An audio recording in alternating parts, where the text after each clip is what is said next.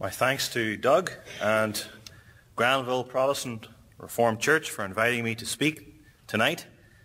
It's wonderful to be back again in your midst. 2009 marks the anniversaries of the births of two of the most influential men of the last 500 years. Two men without whom the history and the future of the modern world cannot be understood. I'm speaking of John Calvin and Charles Darwin. 2009, as you know, is the 500th anniversary of the birth of Calvin and the 200th anniversary of the birth of Darwin. John Calvin was a 16th century French reformer, the greatest Bible commentator, theologian, and church organizer of the Reformation. Charles Darwin was a 19th century English naturalist whose name is synonymous with evolution, natural selection, and survival of the fittest. Calvin attended three French universities, Paris, Orleans, and Bourges, where he studied Latin, theology, philosophy, etc. Darwin studied at two British universities, Edinburgh in Scotland, where he read medicine, though he disliked the sight of blood and didn't complete his degree, and then in Cambridge in England, where he studied, of all things, theology. And he finished a very creditable 10th out of a pass list of 178. The only earned degree Darwin ever received was in theology. Strange. Both of these two men changed their religious views. Calvin was reared as a Roman Catholic, and he became a Christian and a leader in the Reformed churches. He speaks of his sudden conversion to the truth.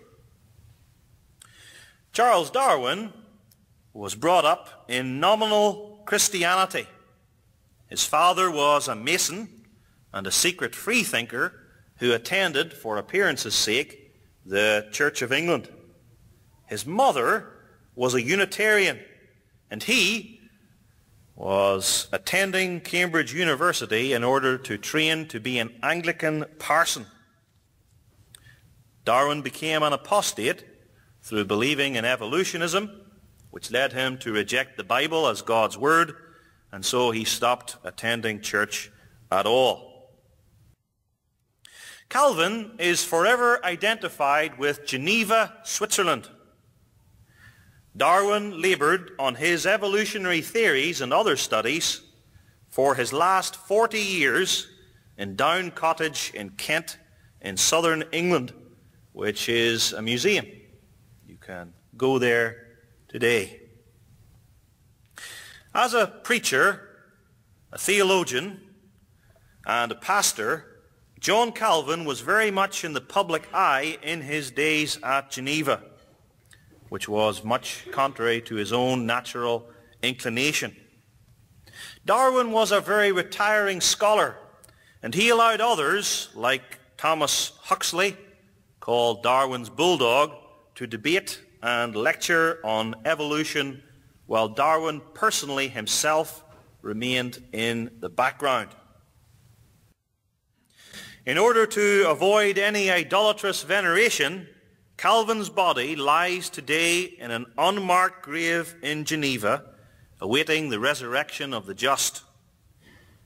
Charles Darwin was given a state funeral in the British Isles and buried in Westminster Abbey, close to Sir Isaac Newton.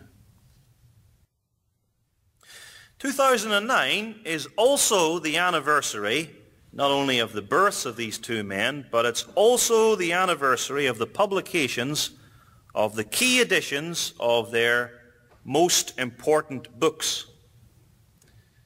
The final edition of Calvin's Institutes of the Christian Religion was published 450 years ago, and the first edition of Darwin's On the Origin of Species was published 150 years ago. Both of these famous works sold very well and established the reputations of both authors. Both books were enlarged and they were developed in various editions by the authors. Both books were translated into many languages during their lifetimes and since. But the occasions for the first publication of their greatest books varied greatly. Darwin hastened to publish his ideas when he received a letter from Alfred Russel Wallace in Malaysia, of all places.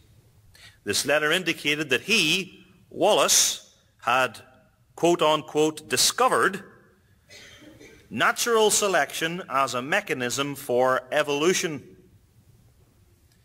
And then Darwin, who had come to that conclusion earlier, wanted to be the first to get this idea into print, so he started writing and got it to the publisher.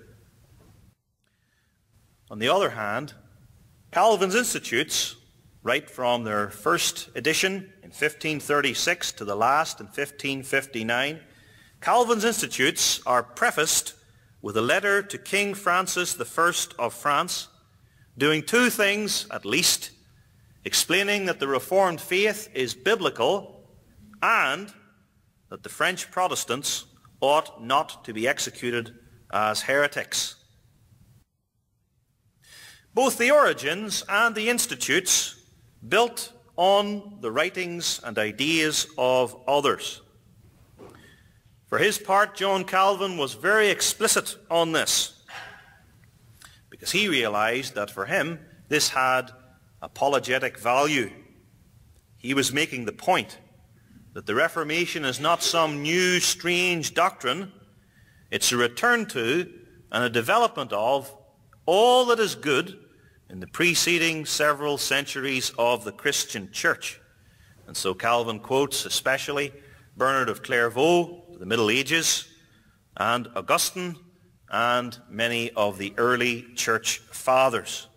He also acknowledges in various places his debt to the other reformers, such as Martin Luther and Martin Bucer. Darwin, on the other hand, gives little acknowledgement to others because he wishes to stress his originality and his own research. Which brings us to the different subject matter and methodologies. Darwin is working in the area of biology and natural science. He is using the empirical method of observation.